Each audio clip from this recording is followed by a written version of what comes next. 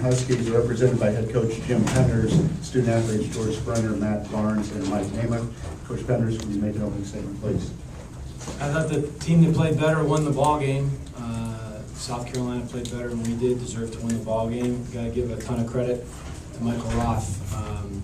He settled in. I think we allowed him to settle in a little bit, and he did a good job, a really good job. That's why he's one of the best pitchers in the country. Mixed really well. You know, didn't strike a lot out, but got us to hit, swing at some pitches that he wanted us to swing at, we shouldn't have swung at. And, kept us off balance all night. You know, Morales made a hell of a play. George's ball that would have gone down the line, could have been a different ball game if that gets by them. They made the plays when they had to, made pitches, and had their best at bats when they had to, and we didn't. I loved our energy coming out. Felt like we did a very good job in the first inning. Probably needed to put a crooked number up there early, and just didn't get it done. Take questions this time for the student athletes. If you raise your hand, please. George, could you talk about that 5-4-3 double play? It looked like you guys had a chance to really get something going there. Yeah, you know, I mean, he made a good pitch and I put a good swing on it, but the third baseman made an unbelievable play, and I think that was a big factor in what actually switched the momentum around. You know, he blocks that ball. You know, he throws out John, and the second baseman makes a quick turn and gets hit first. And you know, if that doesn't happen, you know, we have second and third, and who knows? David? Matt, it seemed like your offerings were a couple of miles per hour faster in the first inning. What changed between the first and the second? Were you just a little geeked up in the first? I don't know. I just between the first and the later innings, I just wasn't making pitches when I had to, and that pretty much sums it up. Didn't make the pitches when I had to. They scored in the third and the fourth with 2 outs. They had nobody on, and they scored in those innings with 2 outs. So just wasn't my best outing, and hopefully I get a chance to go back out there and give my team a quality start. George, back here, pretty much from the word go in this tournament, you guys have kind of had your backs against the wall. Can you draw on last weekend for tomorrow's game? I mean, you guys are pretty familiar with the must-win situation. Yeah, you know, I mean, we've been in this situation.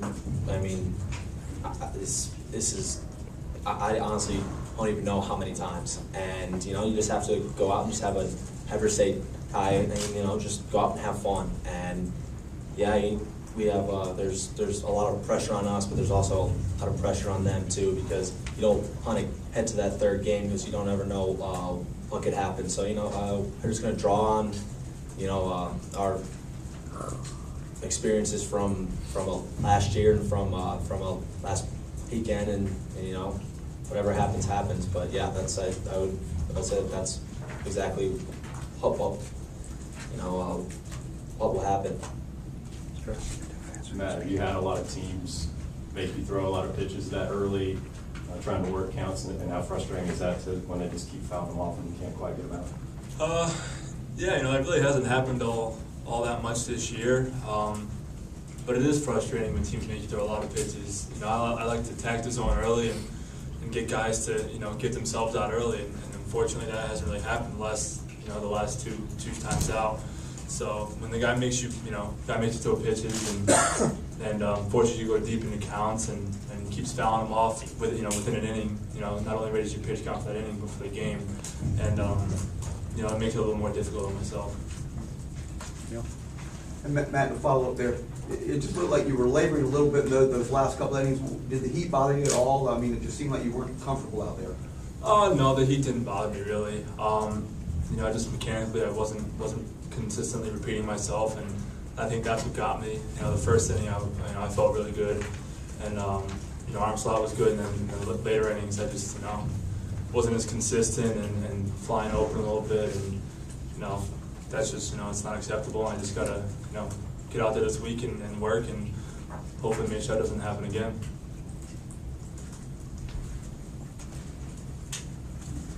Mike, I know last week you felt pretty adamant that you guys could come back and survive. I wonder how you feel right now, and what makes you believe you can do it again. I feel good. I think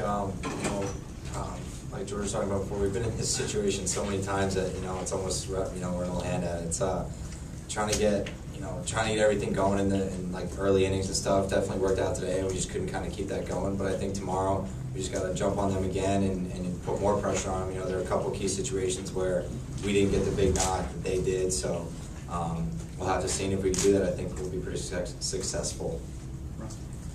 Mike, what is it about Roth that keeps you from getting good swings against him? He did a great job of mixing up his stuff for everybody. He could float that change and it just looks so good for a strike, and then can throw it out of the zone where he wants to, and he can throw that breaker up. And we're down and away, a foot off the plate like the last at bat. But when a guy can do that, he makes his fastball look that much better, especially with the movement that he was getting. Anything else for the student athletes? All right. That's good, Joe.